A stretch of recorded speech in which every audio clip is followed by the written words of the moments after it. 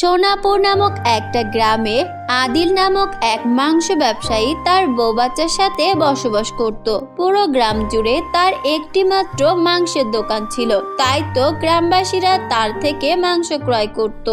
আদিলও গ্রামবাসীদের কাছে সুলভ মূল্যে মাংস বিক্রি করে অনেক খুশি ছিল। তার দিন বেশ ভালোভাবে কাটছিল। দাদা, আমায় আজকে 5 কিলো মাংস দিবেন। মাংসের দাম কি বেড়েছে দাদা? না না বোন, 1 টাকাও বাড়েনি। আমি সুলভ মূল্যে মাংস বিক্রি করি। নাও 200 টাকা কিলো। তোমার ক কিলো মাংস চাই? বেশি চাই না, আমায় তুমি 2 কিলো মাংস দাও। এই নাও টাকা। তোমার থেকে মাংস ক্রয় করে কখনোই আমরা ভেজাল পাইনি, তাই তো আমরা তোমার থেকেই মাংস কিনি। তার বলতে আমি তোমাদেরকে কখনো ঠকাতে পারি? দাও তোমার প্যাকেটটা দাও। এইভাবে সেদিনও আদিল পুরো মাংস বিক্রি করে দোকান বন্ধ করতে যাবে। ঠিক ওই সময় রমেশ নামক এক ব্যাপারী তার কাছে আসে আর বলে, কি গো ভাই, দোকান বন্ধ করলে নাকি? তুমি কি নিউজ শুনেছো? এবার তো পশু ক্রয় করতে হবে চড়া মূল্যে। তা মাংসের দাম কিছু বাড়াবে না? কি বলছো? আমি তো এই খবর জানি না। আমি তো তোমার থেকেই রোজ পশু কিনি। তা তুমি আজকে হঠাৎ করে দাম বাড়িয়ে দেবে, নাকি তুমি সঠিকটা জানো? আমি সঠিকটাই জানি। আমি জেনে বুঝে তোমার কাছে এসেছি। আমার কাছে 2টো খাসি আছে। ওই 2টো খাসি আমি 8,000-এর 1 পয়সা কমেও দিতে পারবো না। যদি হয় নিতে পারো, আর যদি তোমার বিশ্বাস না হয় তবে তুমি শহরে গিয়ে ভালো মূল্যে পশু ক্রয় করে এনো, কারণ আমার থেকে অধিক মূল্যে তাদের থেকে তোমায় পশু কিনতে হবে। এখন বাকিটা তোমার ইচ্ছে।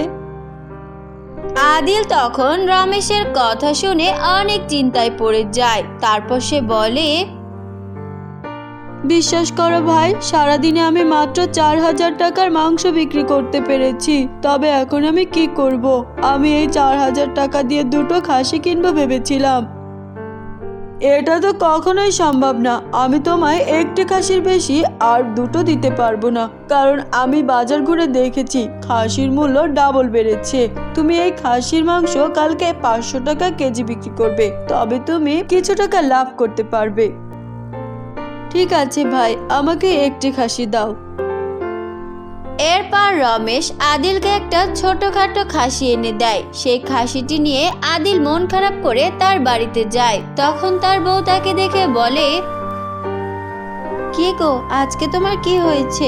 এত মন খারাপ করে আছো? আর রোজ তুমি 2-3টা খাসি আনো, আজকে মাত্র 1টি খাসি আনলে যে? আজকে কি ব্যবসায় তেমন কোনো লাভ হয়নি নাকি? ব্যবসায় লাভ হয়েছে, কিন্তু আমি চড়া মূল্যে খাসি কিনেছি। একটা খাসি আমি কালকে কিভাবে বিক্রি করব? আমার দোকানে যেই ভিড় হয়, এই মাংস আমি কজনকে দিব? তুমি এত চিন্তা করছো কেন? যা হওয়ার তা হবে। মাংসের দাম বাড়লে প্রতিটা দোকানেই বাড়বে। সব ক্রেতারা তো ওই মূল্যেই মাংস কিনবে, তাই না? হয়তো তুমি ঠিক বলছো, কিন্তু আমি কি করব কিছুই বুঝতে পারছি না। দাম শুনে কালকে ক্রেতারা আমার থেকে মাংস না কিনলে আমি অনেক বিপদে পড়ে যাব।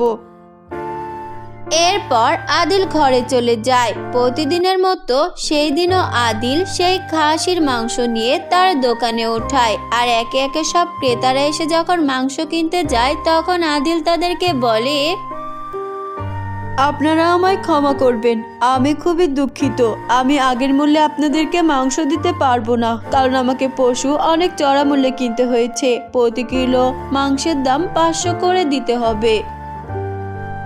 আদিল দাদা, আপনি এসব কি বলছেন? আমরা আপনার থেকে অনেক আগে থেকেই মাংস ক্রয় করি। এক রাতের মধ্যে কিভাবে মাংসের দাম 3 গুণ বেড়ে যেতে পারে? আমরা আপনার থেকে মাংস কিনতে চাই না। চলো সবাই। এরপর একে একে সব গ্রামবাসীরা সেখান থেকে চলে যায়। বিকাল গড়িয়ে যায়, কিন্তু আদিল এক টুকরো মাংস বিক্রি করতে পারে না। এদিকে তখনই আদিল লক্ষ্য করে তার পাশেই চিৎকার করে রমেশ খুব সামান্য মূল্যে মাংস বিক্রি করছে। এটা দেখে আদিল অনেক অবাক হয়ে যায়, আর সব ক্রেতারা সেই দোকানে ভিড় জমায়। নিয়ে যাও, মাত্র 100 টাকায় মাংস নিয়ে যাও। প্রতি কিলো মাংসের মূল্য মাত্র 100 টাকা।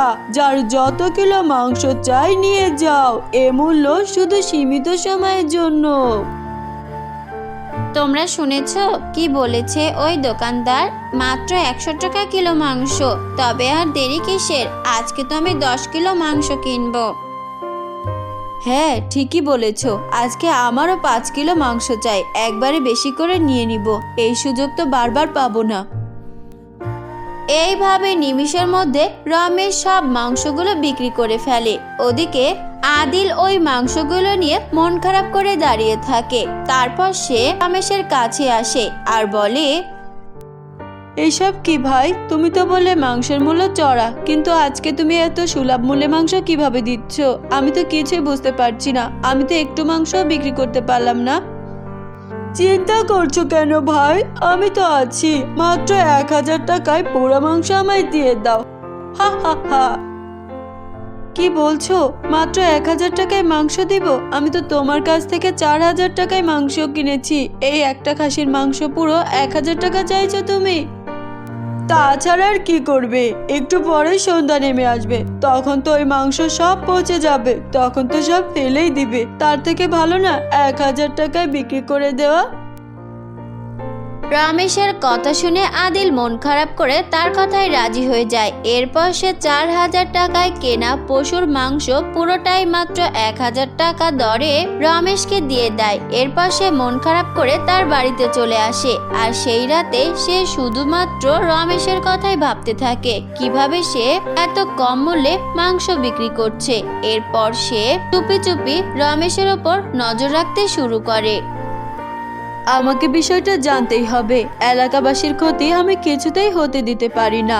আর রমেশ যদি অন্যায় করে থাকে তাহলে তার শাস্তি তাকে পেতেই হবে। আমি ওকে ছেড়ে কথা বলবো না। এইভাবে রমেশের ওপর আদিল নজর রাখতে রাখতে এক পর্যায়ে সে একদিন দেখতে পায় রমেশ পুরো পশুর গায়ে একটি বিষাক্ত ইনজেকশন পুশ করছে, যার দ্বারা সেই পশুগুলো দ্রুতই বৃদ্ধি পাচ্ছে আর তাদের গায়ে অনেক বেশি মাংসও বেড়ে যাচ্ছে। এটা দেখে আদিল সবটা বুঝতে পারে। আর পরের দিনই সে মহল্লার লোক জড়ো করে আর তাদেরকে ওই দিনের ভিডিওটা ফোনে রেকর্ড করা দেখিয়ে দেয়। তখন সবাই নিজ চোখে দেখে রমেশের এই অমানবিক কাণ্ড। এটা দেখে সবাই রমেশকে মারতে যায়। তখন আদিল বলে, তোমরা রমেশকে একটা শেষ সুযোগ দাও। সে যদি নিজেকে শুধরে নিতে পারে তাহলে তাকে শাস্তি দেওয়ার কোনো প্রয়োজন নেই। এত কিছুর পর আদিলের মুখে এই কথা শুনে রমেশ নিজের ভুল বুঝতে পারে। এরপর সে সবার কাছে ক্ষমা চেয়ে সেই গ্রাম ছেড়ে অন্য গ্রামে গিয়ে সৎ পথে অর্থ উপার্জন করতে চেষ্টা করে। এদিকে আদিল ওই গ্রামের সবার কাছে বিশ্বস্ত হয়ে ওঠে আর আবারও তার মাংস ব্যবসা আগের মতো চলতে থাকে। সে তার ছোট্ট মাংসের দোকান আবারও আগের মতো চালিয়ে সুখে স্বাচ্ছন্দ্যে হাসি আনন্দে তার বউ বাচ্চাকে নিয়ে তার জীবন কাটাতে থাকে।